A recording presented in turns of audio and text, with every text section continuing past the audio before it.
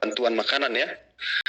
Bahkan saya pernah bangun pas jam sahur itu ya. Lalu saya kemudian ajak dia ke rumah dan kami makan sahur di rumah. Jadi menghormati, menghargai, dan bahkan mendoakan supaya puasa daripada sahabat kita muslim itu lancar dan diberkahi oleh Allah, tentunya begitu ya. Dan sikap kita berpuasa tentunya ya menghargai juga yang tidak berpuasa, dan tidak seperti yang kita katakan tadi kan di dalam Matius 6 ayat 16 itu, kalau berpuasa ya jangan, apa katanya sini, apabila kau berpuasa janganlah muram mukamu seperti kamu munafik ya. Jadi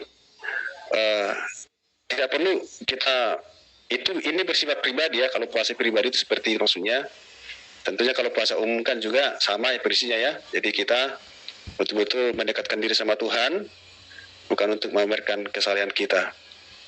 Lalu terkait tadi juga tambahkan pertanyaan Pak Lumban Baja ini, intinya adalah bahwa benar dari kata Pak Ustadz Ahmad Siddiq, ya, soal keselamatan itu adalah urusan Tuhan ya. Kita hanya melakukan bagian kita bertakwa, kita beriman, kita menjauhi larangannya, melakukan perintah. Ya sisanya itu adalah bagian Tuhan. Jadi itu yang saya tambahkan, Mas Koir. Oke, terima kasih. Oke, mungkin Bapak Ahmad Siddiq mungkin ingin menambahkan tentang pertanyaan kedua. Dipersilahkan, Pak.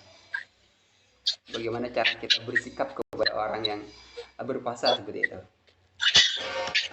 Ya, saya setuju dengan Pak Dedi. Jadi tidak hanya dalam konteks puasa sebenarnya, dalam konteks ritual-ritual ibadah yang lain kita harus saling menghargai.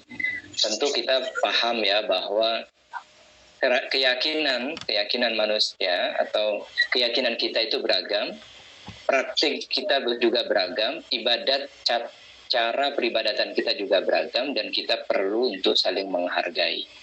Tidak hanya dalam konteks puasa, dalam konteks peribadatan yang lain. Tapi ini kan seringkali menjadi isu sensitif karena semuanya harus puasa, dan orang-orang yang tidak berpuasa harus punya empati kepada mereka yang berpuasa. Lalu warung-warung harus ditutup, warung-warung makanan harus ditutup karena menghargai orang yang berpuasa. Mungkin iya, tetapi kita tidak bisa memaksa semua orang untuk melakukan hal itu, karena kita juga harus menghormati orang-orang yang tidak berpuasa. Kan saya jelaskan di dalam slide tadi, ada apologi atau ada pengecualian bahwa beberapa orang ya yang sedang sakit, yang melakukan perjalanan, yang sedang haid, mereka juga tidak berpuasa. Dan kita juga harus menghargai orang-orang itu. Jadi ada semacam timbal balik ya, menghargai orang yang berpuasa dan orang tidak menghargai orang yang tidak berpuasa dalam konteks puasa. Dalam konteks yang lebih luas, sekali lagi, bentuk peribadatan apapun kita perlu menghargai tata cara peribadatan orang lain yang bisa jadi itu sangat tidak masuk akal buat kita misalnya. Kalau dilihat dari teologi dan keyakinan kita, misalnya begini, di dalam Islam itu ada istilah syirik ya. Syirik itu menyekutukan Allah, menganggap benda-benda lain di luar Allah atau hal-hal lain di luar Allah itu sebagai Tuhannya.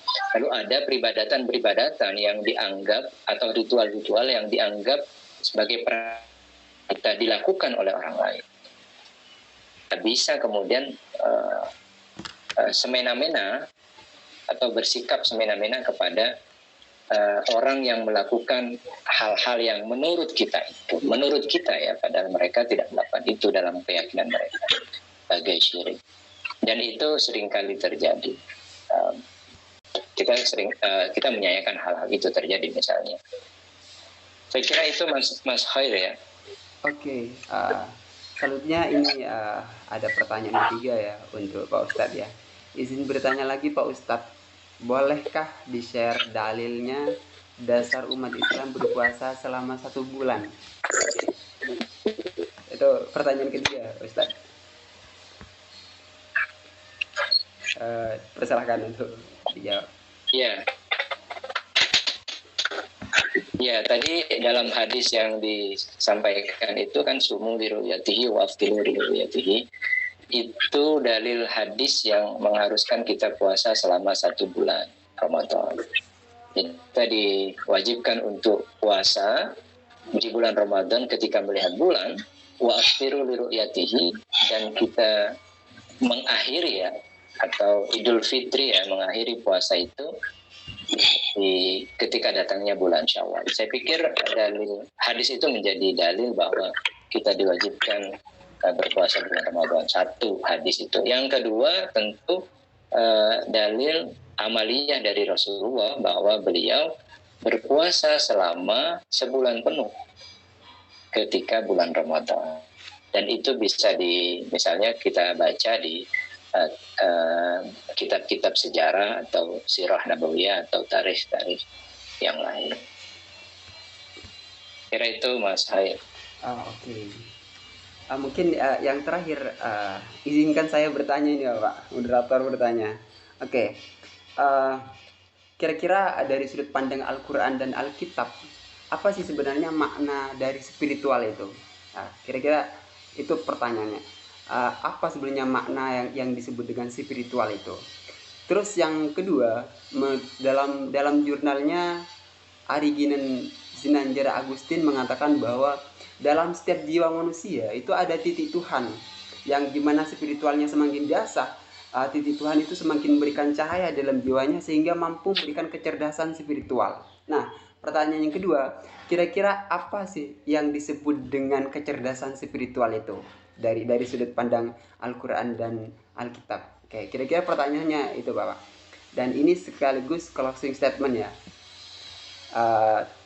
Terima kasih, silahkan untuk diberi tanggapan ini.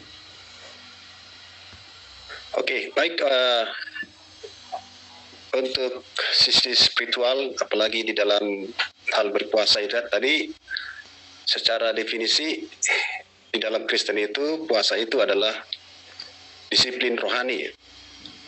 Jadi bagaimana mendisiplin rohani bukan hanya dari segi fisiknya, tapi juga pikiran, ya, spiritualnya, mentalnya, artinya itu semua holistik ya, secara keseluruhan kehidupan.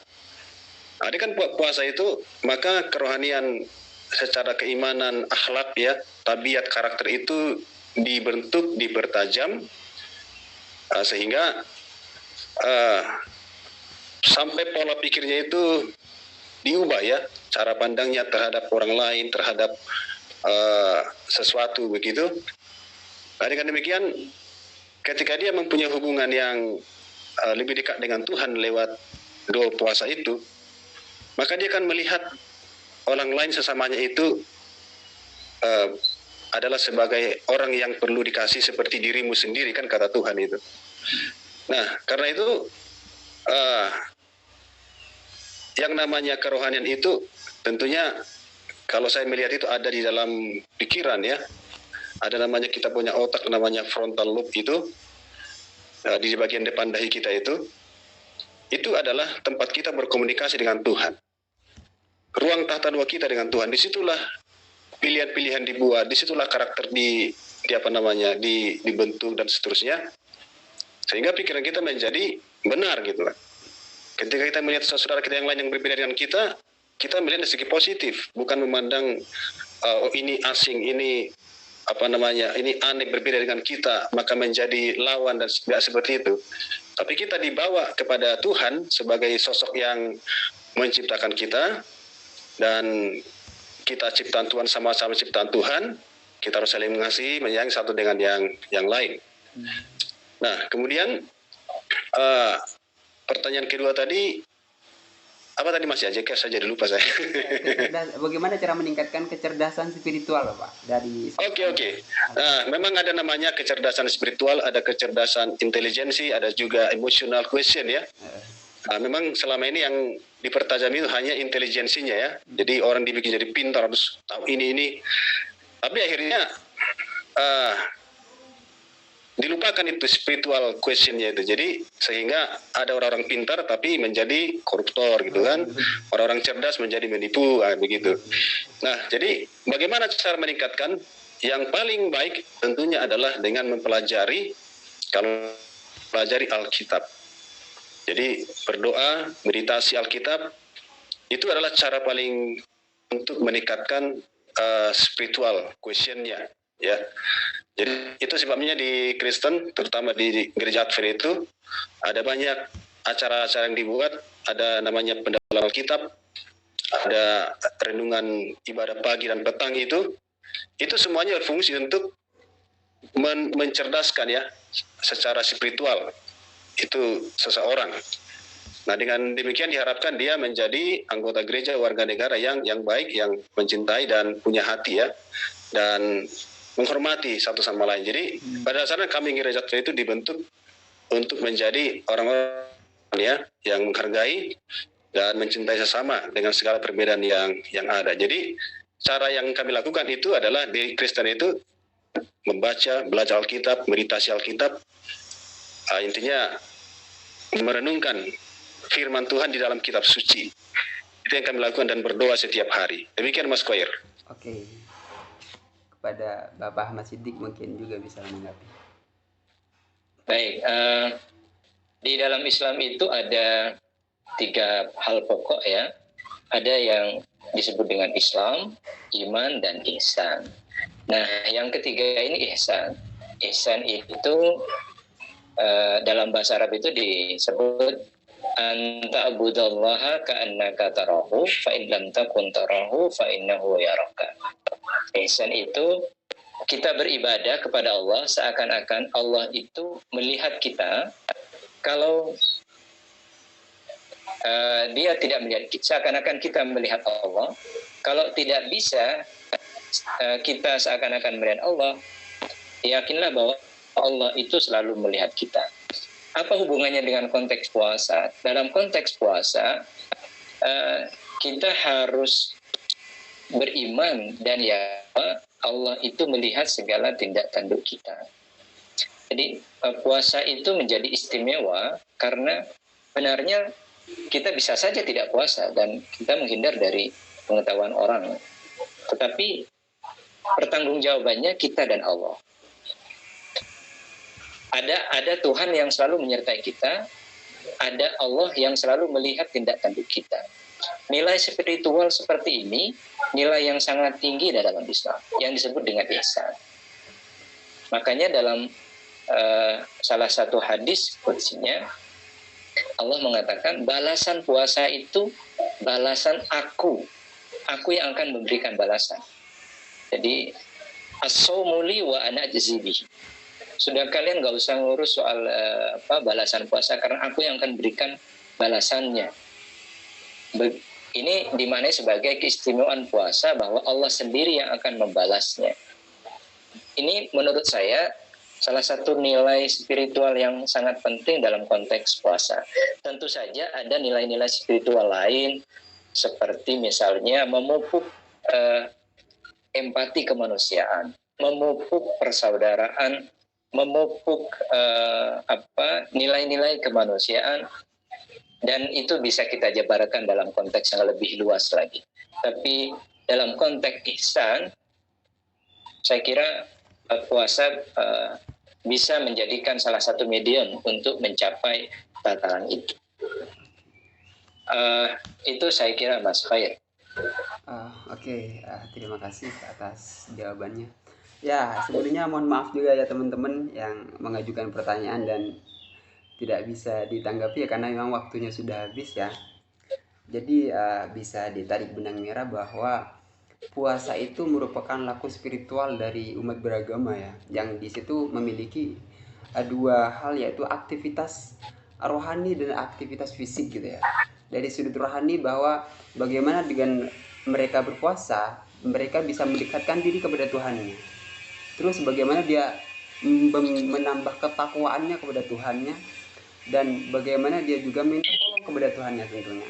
Itu dari sudut rohani. Mungkin dari sudut fisik, bahwa dengan berpuasa bisa meningkatkan kesehatan dan dari sebagainya, sehingga puasa di situ tidak hanya dipandang secara memberikan rasa lapar dan haus. Juga dalam Prof. Amin Abdullah dalam bukunya Costly Tolerance ada dua hal yang menjadi dasar perdamaian gitu ya, yaitu cinta Tuhan dan cinta tetangga, hablum minallah dan hablum minan nas, yaitu bagaimana kita taat, cinta kepada Tuhan kita, mengerjakan apa yang diperintahkannya dan meninggalkan apa yang dilarangnya.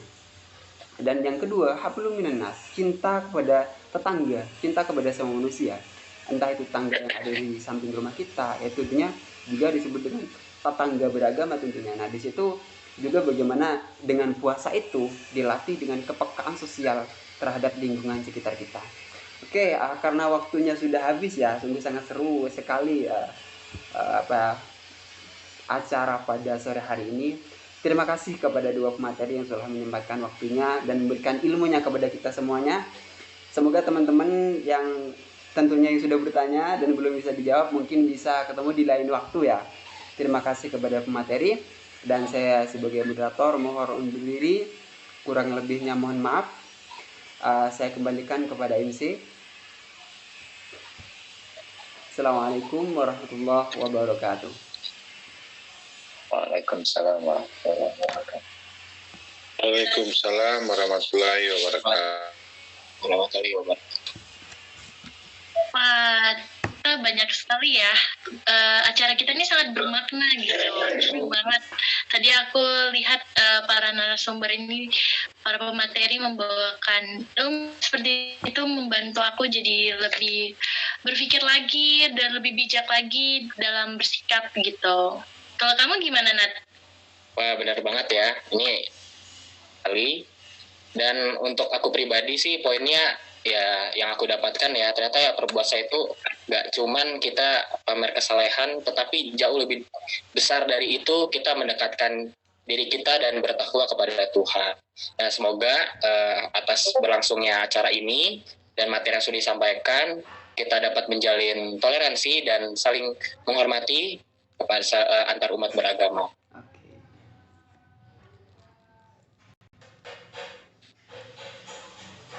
Baik, di waktu sekarang kita marilah sumber tamu undangan untuk ucapan syukur, yaitu dengan mengucapkan Alhamdulillah dan puji Tuhan. Oke, baik. Dan saat ini tibalah kita di penghujung acara, namun sebelum itu izinkan kami dari keluarga mahasiswa Advent Yogyakarta untuk dapat mempromosikan sebuah program kolaborasi antara keluarga mahasiswa Advent Yogyakarta dengan Initiative of Change, yaitu Trust Building Camp Program. Namun sebelum itu, kita akan melihat sebuah tayangan mengenai Trust Building Program ini yang sudah berhasil dilaksanakan pada waktu yang lalu. Kepada operator, dipersilahkan untuk menampilkan.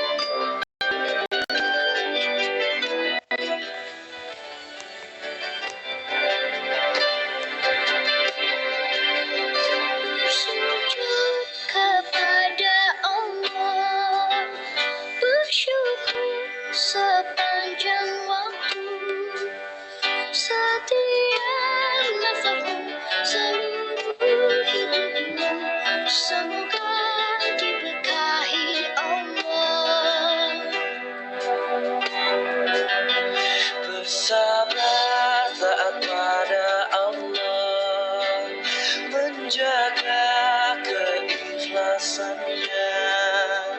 Semoga dirimu, semoga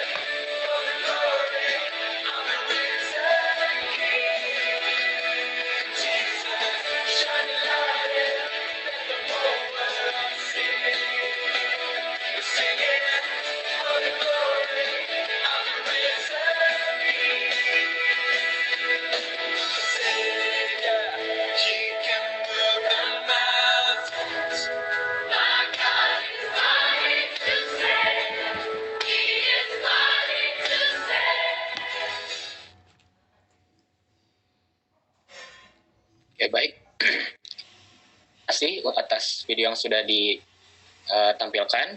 Dan saya akan membahas sedikit terkait program ini.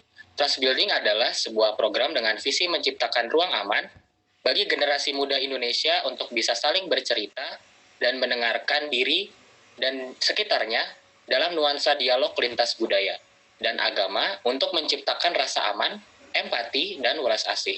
Trust Building Camp ini dianggap agar terciptanya hubungan saling percaya dan menghormati antara mahasiswa Advent dengan mahasiswa Muslim dan mahasiswa Kristen lainnya. Dan akan dilaksanakan pada tanggal 27 hingga 29 Mei 2022 dengan tema Heal the Past and Hope for the Future. Untuk informasi lebih lanjut dapat melihat informasi di Instagram Keluarga Mahasiswa Advent Yogyakarta, dan bila ingin mendaftar bisa menghubungi saya ataupun langsung saja direct message ke Instagram Kamai. Terima kasih. Demikian promosi yang dapat kami sampaikan, dan selanjutnya kita ada apa lagi nih Alia? Oke, terima kasih Kak Nathan yang sudah mempromosikan Trust Building Camp-nya. Nah, untuk waktu selanjutnya kami mohon untuk para peserta dan tamu undangan untuk on cam karena kami akan sesi dokumentasi. Kepada operator dipersilakan untuk memimpin sesi dokumentasi.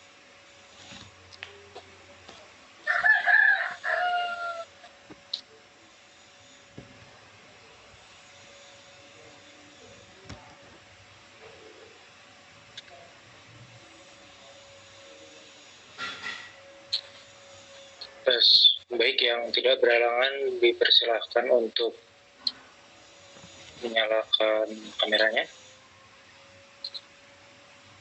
Oke, untuk slide pertama 1, 2, 3. Oke, untuk slide kedua 1, 2, 3. Oke, sudah, terima kasih. Oke, terima kasih Asel yang sudah memimpin kita dalam dokumentasi. Baik, tidak terasa kita sudah di penghujung acara, dan kami, MC, pemateri, moderator, dan para partisipan serta panitia mohon maaf jika ada perkataan, sikap yang tidak berkenan di seluruh peserta yang berada di Zoom. Kami mengucapkan terima kasih atas semua partisipan yang sudah hadir, dan kami berterima kasih kepada teman-teman, khususnya dari teman-teman UKM Korps Dakwah Islamiyah Sunan Kalijaga, dan juga kepada searah.org dan pimpinan dari Gereja Masjid Advent Hari ke-7. Kami sangat berterima kasih juga kepada pemateri 1 dan 2, yaitu Pak Pendeta Diri Panjaitan dan Bapak Ahmad Siddiq, atas pemaparan materi yang sudah kita dengarkan. Semoga kita bisa bertemu kembali di lain kesempatan. Amin. Baik, terima kasih, dan kami mengucapkan selamat berbuka puasa kepada teman-teman kita yang memulaikan ibadah puasa. Sampai jumpa di acara-acara hebat seperti ini. Saya Mustika dan saya Nathanael, izin pamit undur diri. Terima kasih. Terima kasih. Wassalamualaikum warahmatullahi wabarakatuh. Waalaikumsalam warahmatullahi wabarakatuh.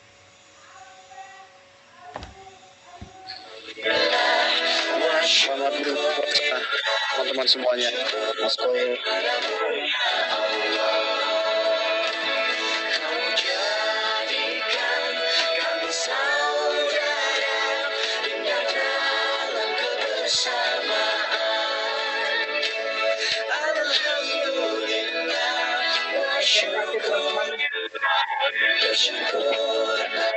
Ini live dulu ya.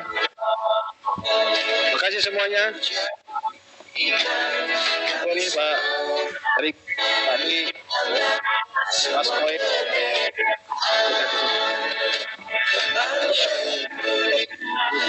Terima kasih.